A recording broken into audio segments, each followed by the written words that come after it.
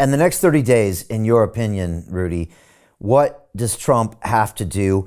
Is it all about Pennsylvania and I think those 19 electoral votes? The second question I would say is then what do they have to do there?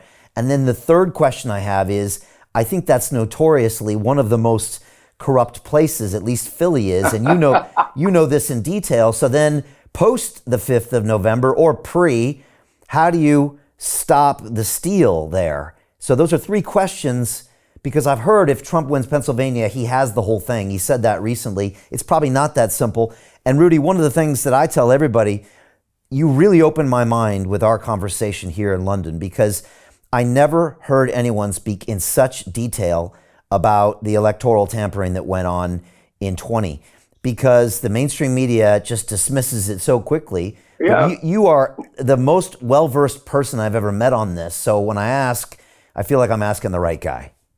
Yeah, I mean, the reality is whether they want to dismiss it or not, we can't. As Republicans, Trump supporters, if we dismiss it, we're going to give away the election. Yeah. And you're absolutely right. You pick the most corrupt. If we have 4 or 5 centers of election corruption, Philadelphia is the capital. And remember, when they cheated in the last election, they didn't cheat everywhere. Democrats are very smart. They don't win elections because they're dumb. Even cheating requires a great deal of cunning. They picked corrupt cities they own. If you think New York City, not the United States, is a democracy, it hasn't been a democracy in 150 years. It's a democratic dictatorship. Chicago has had 60 years of a Democratic mayor, no change, and they kill enough people to roughly be Vietnam every weekend. And the people don't change it. I mean, over the 4th of July weekend, 10 people or 20 shot dead and 100 wounded. And yet they elect a Democrat mayor. When you have one party rule for 30, 40, 50, or in the case of New York City, I was only the 3rd Republican in 100 years. So they control the courts. They appoint the judges. The judges rule for the Democrats. So now they know they can cheat like hell. And no judge. People say, well, why didn't Trump win any cases? Because the Democrats own the court. That's why. So we had to go to the state legislatures. But in any event, there are 2 states I would say that are critical. I would add one to Pennsylvania. That would be Michigan. There were 2 ways he could get there. If, God forbid, he were to lose Pennsylvania, if he won Michigan and held on to the states that he's ahead in, he'd barely make it. Okay. He takes both of them, he wins solidly. In both, he is, I would say, everyone would say he's tied.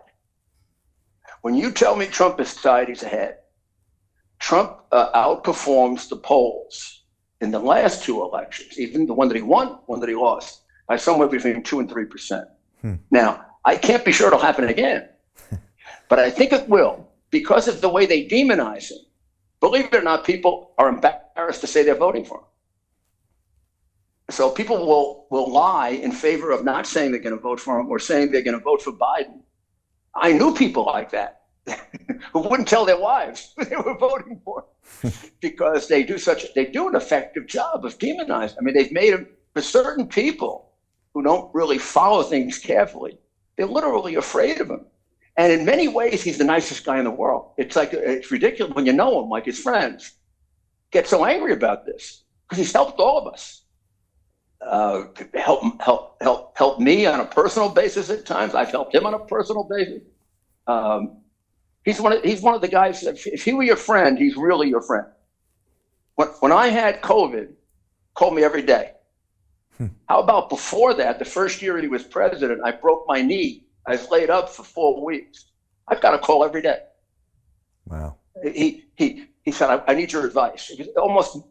It would make it up sometimes that he needed my advice, make me feel I'm still part of it. He knows how active I am. And of course, I was watching television all the time, so I could tell him things other people couldn't. But he's that kind of guy. He doesn't just do it for me. I can find you scores of people that he takes care of. I just went to a rally with him in Long Island. I broadcast it on my show. And I didn't even know this. They throw me out of a room. They said, the president needs the room. And I was thinking of pulling rank and saying, well, the president let me stay in the room. And I left. He had a little boy in the room who has brain cancer. And he gave the little boy a gift. Told him a story. He held up the whole event because somebody had written him a letter. Wow. And, a lot of people think he does this. He used to do this when I was mayor and not tell anybody.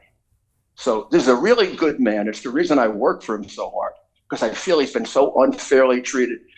There's certainly no doubt no president in history has been persecuted the way he has. And when you look at when he was shot and almost killed, and you saw him come up, fight, that's the man. You cannot put him down. You say to yourself, at a time like this, when we're in crisis, he handed over to Biden and Harris a world at peace. He's getting back a world at war. No one better than Trump to handle that. Sometimes God picks the right person for the right time. He's the right person right now. He understands the corruption in our government. Therefore, he'll be able to fix it. A lot of very good people wouldn't understand it. They get fooled by it. They'd be very good people, but they wouldn't understand it. And a lot of people don't know how to handle war. He does. So you put those two things together, I think you can get things straightened out faster than you think. And for Europe, look, we're partners. We may not sometimes argue, we may sometimes have disagreements, but we're stuck together. We're Western civilization. I know a lot of us in America reject Western civilization. A lot of people in Europe reject Western civilization. But why the heck do we all go to Europe? Why do Americans go to Europe?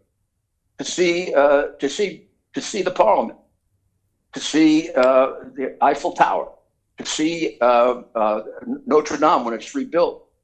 We can't lose that. We share that in common. We love that. And we are being faced with a movement, which I think comes out of communism, to destroy the Western civilization. And he's one of the few, I guess, President Maloney would be another one. He's one of the few that really values Western civilization. And he'll preserve it, and I think you'll see in Europe a real movement back toward preserving who we are. There's no reason we shouldn't be who we don't have to become somebody else. They'd be better off becoming a little more like us.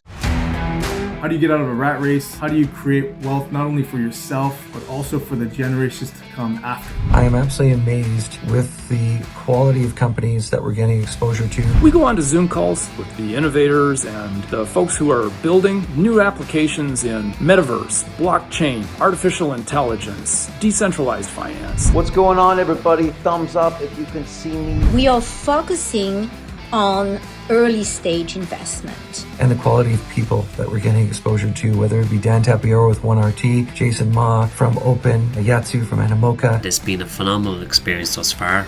It has far exceeded my expectations.